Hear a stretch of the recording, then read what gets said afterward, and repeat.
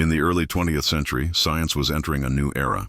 Physicists around the world were uncovering the mysteries of the atom, the tiny building blocks that make up everything around us.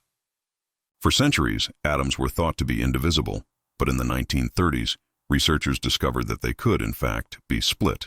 This process, called nuclear fission, released a remarkable amount of energy from a single atom. What began as a scientific discovery soon revealed enormous potential. Energy that could be used to power cities, or if misused, to create immense destruction.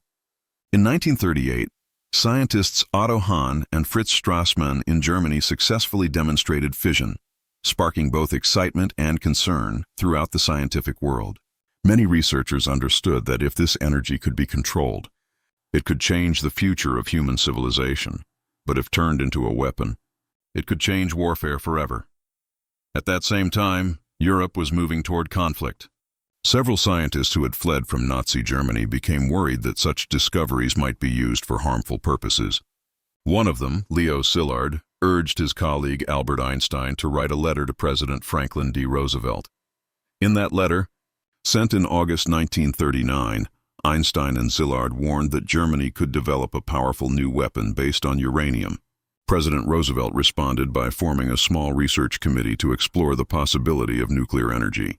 This modest beginning quietly planted the seed for what would become one of the most ambitious scientific undertakings in history, the Manhattan Project.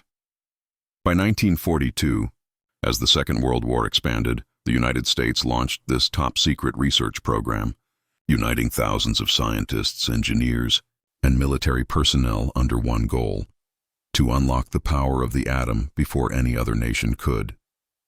The project was led by General Leslie Groves and physicist J. Robert Oppenheimer, and spread across several hidden research sites, including Los Alamos in New Mexico, Oak Ridge in Tennessee, and Hanford in Washington state. Workers labored in total secrecy, often unaware of what their efforts contributed to.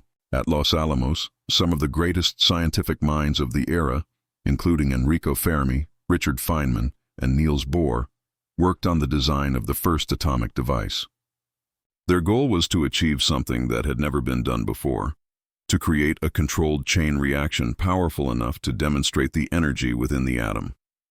After years of research, construction, and testing, the project reached its defining moment in the summer of 1945. On July 16th, in the remote desert of New Mexico, scientists conducted the world's first nuclear test, codenamed Trinity. At 5:29 a.m., a brilliant flash illuminated the desert sky, marking the beginning of the atomic age. The test confirmed that nuclear energy could be released on an unprecedented scale. Many of those who witnessed it were both amazed and deeply reflective, aware that their discovery could change the world, for better or for worse. As Oppenheimer later recalled, he was reminded of an ancient line from the Bhagavad Gita: "Now I am become death, the destroyer of worlds." Only weeks later, in August 1945, nuclear weapons were used in war for the first and only time in history. The cities of Hiroshima and Nagasaki in Japan were struck by atomic bombs, leading to Japan's surrender and the end of World War II. The human cost was immense, and the world had entered a new era, one where humanity held the power to reshape or destroy itself through science. In the months that followed, global awareness grew about the ethical, political, and humanitarian implications of these new weapons. The scientists who had worked on the Manhattan Project expressed mixed emotions: pride in their achievement, but also concern for how it had been used. Oppenheimer himself reflected, "Physicists have known sin, and this is a knowledge they cannot lose." By the end of 1945, the United States had become the first nation to develop and use nuclear weapons, marking its emergence as the world's leading nuclear power. But this development also introduced a new kind of global tension. In 1949, the Soviet Union successfully tested its own atomic device, beginning the Cold War, a period defined by deterrence, competition, and an urgent global debate over the future of nuclear technology. Over the following decades, other countries would join the nuclear club, but the U.S. would always remain the first, the pioneer of both nuclear science and its sobering consequences. Today, the story of how the United States became a nuclear power serves as both a milestone in scientific achievement and a moral lesson for future generations. It demonstrates what humanity is capable of when knowledge, ambition, and necessity combine.